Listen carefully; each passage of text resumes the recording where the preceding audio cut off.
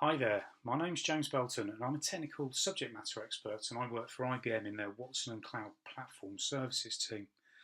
Now this short video is designed to show you how to create multiple organisations in IBM Cloud.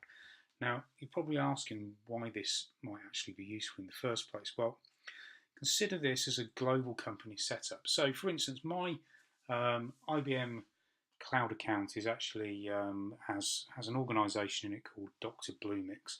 So Dr. Bluemix is really the I guess the owning organisation if you consider it in this scenario, and it owns everything else. So if you think about it as a global company, then maybe Dr. Bluemix could be considered the overall holding company, under which there are several other companies.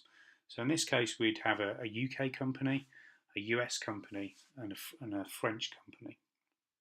Now, what I want to have is each of these three entities, UK, US, and FR, I want them to be fairly separate, each with their own billing, so I can actually see what costs they're actually incurring. So what I can do within the IBM Cloud is actually set up an organisation in my account for each of these different organisations, and from there you can then see exactly how much those different organisations are using. So I can see how much the UK is using and what they're costing me. I can see what the US is using and what that's costing, and I can see what France is using and what that's costing me as well. The other thing that I can also do is that if I have developers that are UK based, I can just give them access to the UK. If I've got developers that are US based, then I can give them just access to the US, and so on. Of course, I can also give global developers access to each of the other organisations as well. So it just goes to show how actually how flexible this pattern is within the IBM Cloud. So anyway, let's get over to the IBM Cloud Console, where I'll show you actually how to set up these different organisations, and it's really simple. Okay, so here we are with my IBM Cloud Console, and what I'm going to go and do is click Manage. I'm going to click Account, and then I'm going to click Cloud Foundry Orgs, and this is where you can see the organisations that I actually have already created and actually in place, and where I can actually create new ones too. So here we go, the screen is loaded, and you can already see, there you go, there's my Dr. Bluemix organisation, which I consider to be the owning organisation. There's the UK co organisation, and there's a US co organisation. So let's go ahead and create the France organisation. So we click Add an organisation. I give it a name, so I'm going to call it FR Co. And then I just click Save. And there you go, there's my FR Co organisation created. So the next thing that I want to do is then go into these different organisations, actually create spaces within them.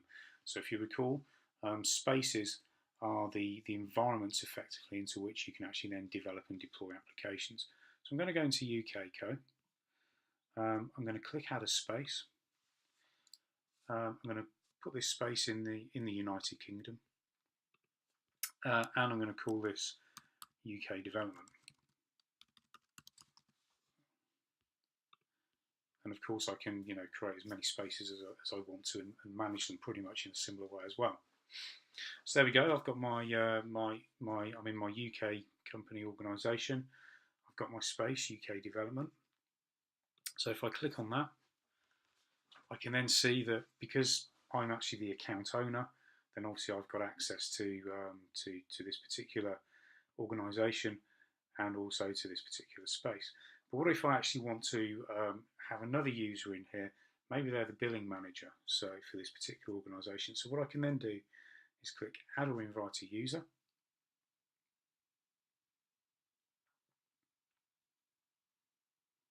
Okay, I can then click Invite Users. I can then add the email address of the person I want to invite. So again, this could be a local user. So I'm going to use this email address.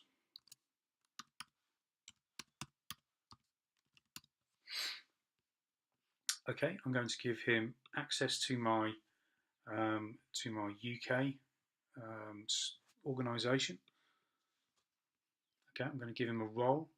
So I want him to be able to, so what you can do is click on those, and then you can see there's a description here as to what those people can then actually perform because of that. So this means that he will be able to perform actions related to administration of billing for this particular organisation. I can add another role there as well. So for instance, I want him to also be able to manage this role, then I can give him that manager role as well. So there we go. I'm going to, so again, I can allow him to create spaces in any region. So I'm going to allow him to create spaces in any region, or in the current region rather, and then create spaces, etc., etc. I'm going to leave those alone. And then what I do is I do it. So I need to specify regions. I'm going to say all current regions. I need to say all current spaces. And again, give him a role. So I'm giving him the role developer. Okay, and then I can invite that user.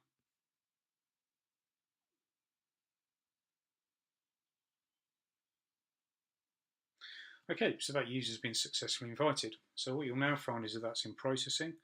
So what Ronan will need to do is he'll receive an email. He'll then be able to click on that and either sign up, or he'll be able to then access this particular organisation.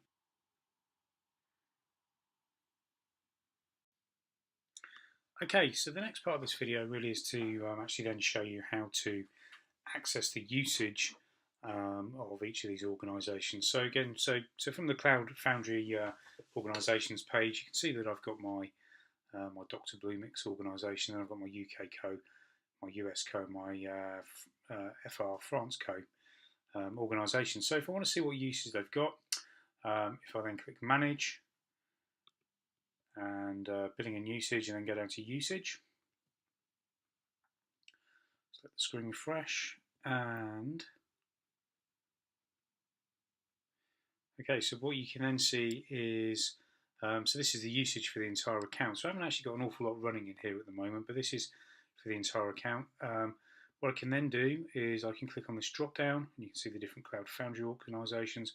So if I click on Dr. Bluemix, for instance, then you can see all of the bits and pieces that are going to have costings there for the current cycle. And if I go and look at, let's say, the UK, you can see that at the moment there's nothing there because I haven't actually created anything in that particular organisation at the moment, so there's nothing there to actually build.